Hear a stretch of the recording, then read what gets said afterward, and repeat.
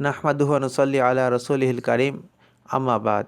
Internet মাদ্রাসায় সকলকে স্বাগতম। আজ আমরা একটি অমূলক ধারণা সম্পর্কে জানব।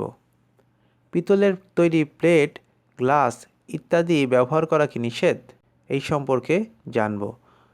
কারো কারো ধারণা পিতলের তৈরি প্লেট, গ্লাস ইত্যাদি ব্যবহার করা নিষেধ। তাদের এ ধারণা ঠিক নয়।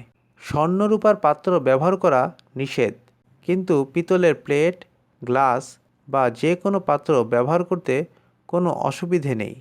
হাদিস শরীফ এসেছে, নবী রাসূলুল্লাহ সাল্লাল্লাহু আলাইহি সাল্লাম এ জাতীয় পাত্রে অজু করেছেন।